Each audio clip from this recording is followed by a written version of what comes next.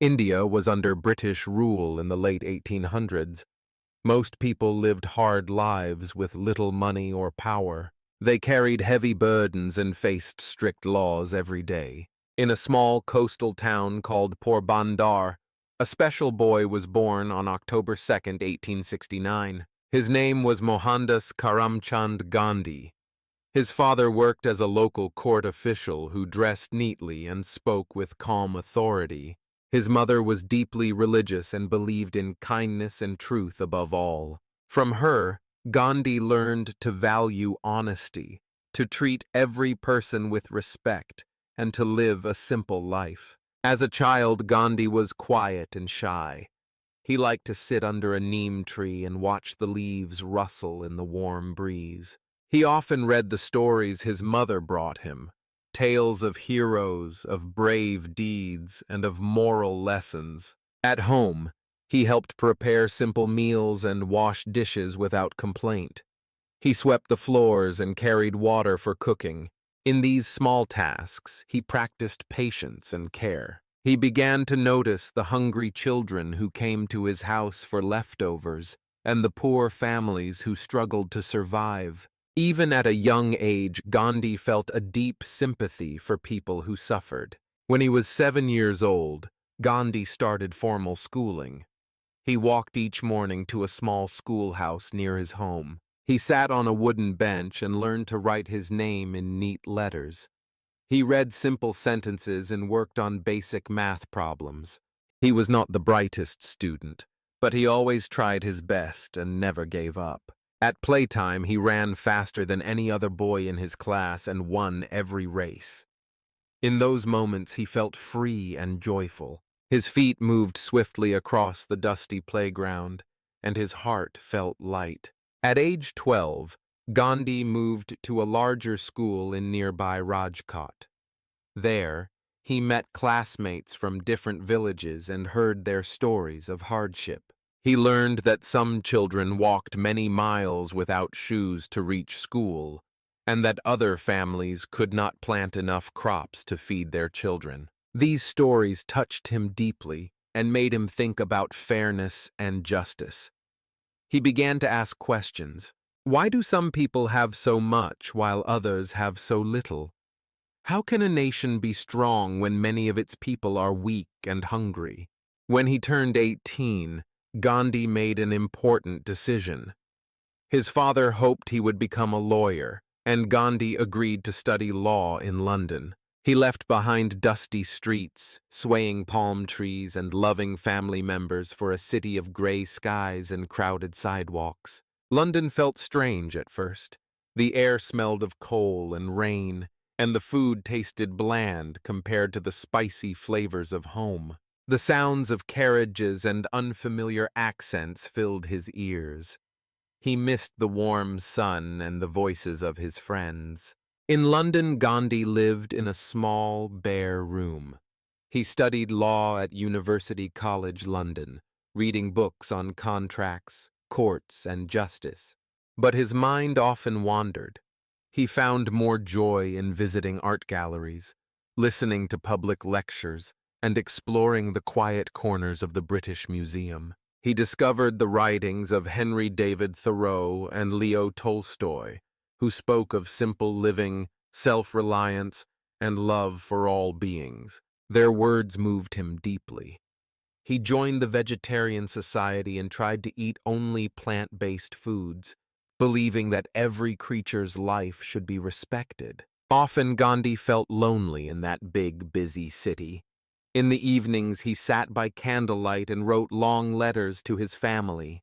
He told them about misty mornings when he walked along the Thames, about kind strangers who offered advice, and about his dreams of a just world.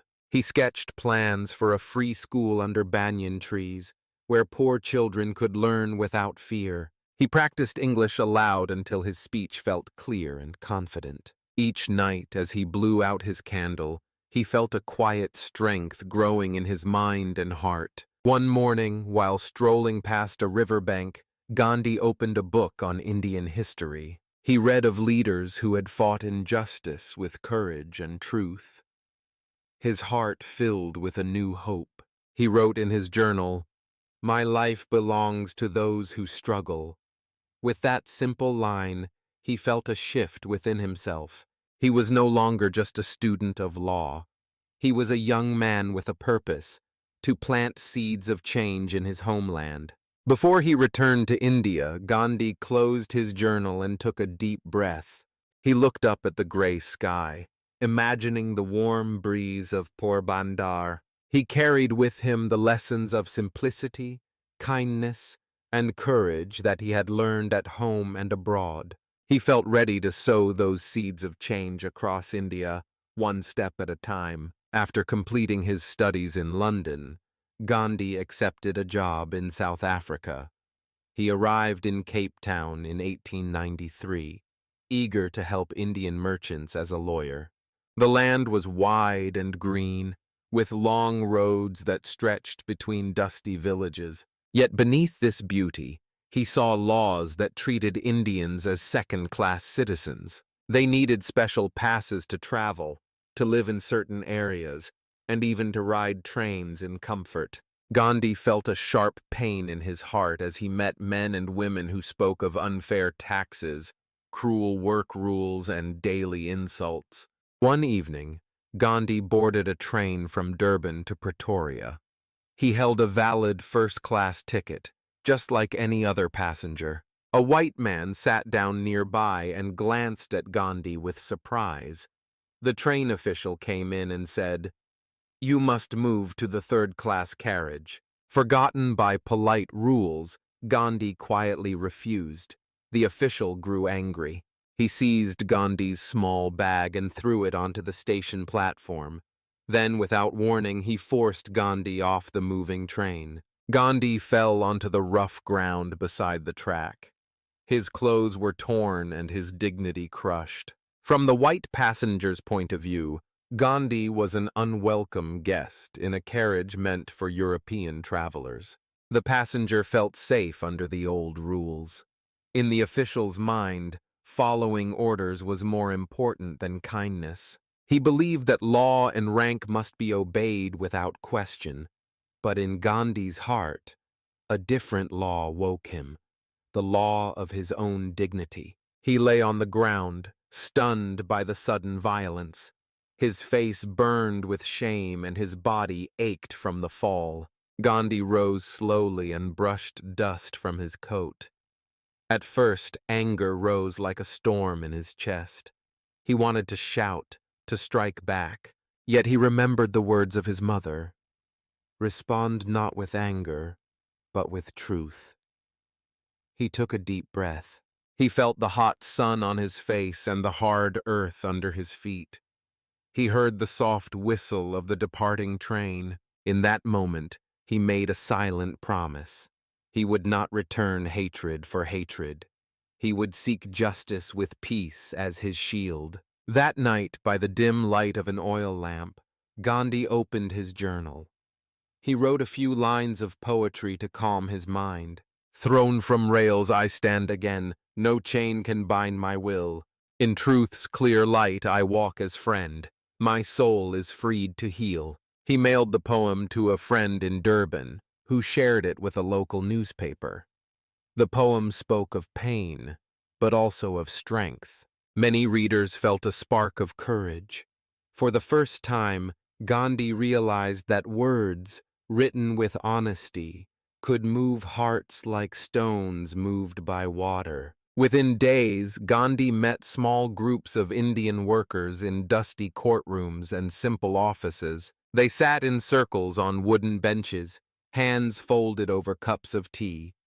They told stories of long work hours and low wages. They spoke of being forced from public spaces and of children who could not attend school. Gandhi listened with care. He offered calm advice about their rights under the law. He urged them to stand together, not with violence, but with quiet courage. He told them that truth and persistence could tip even the heaviest balance. He led his first peaceful protest on a quiet street outside a government office. A line of men walked slowly under the hot sky, each carrying a single white flag of peace. They chanted a soft song of hope in their mother tongue. No stones were thrown. No angry words were shouted. Yet the sight of this calm line shook the guards. Local newspapers reported on the event. Indians in other towns heard the news and felt a new hope. They began to whisper of unity and of change. As months passed, Gandhi watched this small seed of resistance grow. He saw simple men and women raise their heads with pride. He shared long talks under banyan trees, where he sketched plans for larger meetings and safe shelters for protesters. He learned that non-violent action required careful patience, strict self-control, and deep faith in truth. In every step, he felt his own spirit grow stronger and gentler at the same time. Gandhi knew that his journey was only beginning. He felt ready to carry this lesson home to India. He believed that when ordinary people walk together in peace, they can move even the hardest hearts. With that thought, he closed his journal and prepared for the next chapter of his life. A chapter of peaceful struggle that would one day awaken a nation. In 1930, Gandhi saw a simple way to challenge British rule. The British government taxed salt, a basic food that every person needs. Indians had to buy salt at high prices or face punishment for making it themselves. Gandhi knew this law was unfair. He decided to lead a peaceful march to the sea and make salt on his own. On the morning of March 12th, Gandhi and 70 followers left Sabarmati Ashram. Each person carried a small bundle with a blanket, a bowl, and a walking stick. They walked slowly under the bright sun, step by step. Villagers along the road came out to watch. Some offered water and fruit. Children shouted words of encouragement. As they walked, the group sang a simple song about truth and freedom. Over 24 days, they traveled 240 miles. They crossed dry fields and dusty villages. In each town, more people joined. A farmer named Raju walked 15 miles to reach the march. He carried his own salt pot and a piece of flatbread. A young student named Mira brought a small flag made of white cloth. A mother named Fatima came with her baby on her back. Each person felt they were part of something larger than themselves. When they reached the coastal town of Dandi, Gandhi waded into the shallow water. He lifted a pinch of wet salt from the sand and held it high. He let it fall back into the sea. The crowd cheered quietly, some wiping happy tears. Soon, everyone began to collect salt. They filled small bowls and jars with their own homemade salt. With that simple act, they claimed their right to basic justice. News of the Salt March spread across India. Small groups in other villages broke the salt law in their own ways. Some mixed salt into clay pots under the moonlight. Others left salt on the doorsteps of British officials. Thousands of people went to jail in peaceful protest. Even in prison, they kept their spirits high by singing songs of unity. In 1942, Gandhi launched the Quit India movement. At a large meeting in Bombay, he spoke with a calm but firm voice. He told the people that the time had come for Britain to leave India. He asked every man, woman, and child to show their strength through non-violent action. Shops closed their doors. Students left their classrooms. Workers laid down their tools. British authorities arrested Gandhi and other leaders within hours. They banned meetings and cut off the press. Yet the call for freedom could not be silenced. Across the country, quiet marches and small strikes continued. People wrote messages on walls. "We will be free." They held candles in the night to show their hope. 5 years later, India won its independence. In August 1947, the British left for good. Gandhi's simple walks, his calls for salt, and his peaceful demands had changed the world.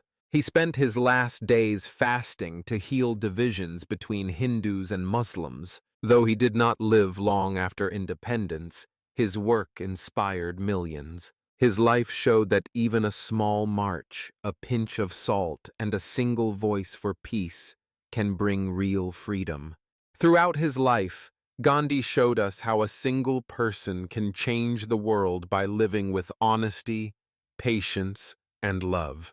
He began as a quiet boy in Porbandar, learning kindness from his mother and strength from his own curiosity. In London, he found new ideas about simple living and respect for all beings. In South Africa, he faced cruel laws and discrimination, yet he chose to respond without anger. He used peaceful protest, honest words, and calm courage to awaken the hearts of many. Back in India, his Salt March and Quit India movement united millions in a non-violent call for justice. Through slow, steady steps and a deep trust in truth, he helped India win its freedom. From Gandhi's story, we learn that change often starts with small actions.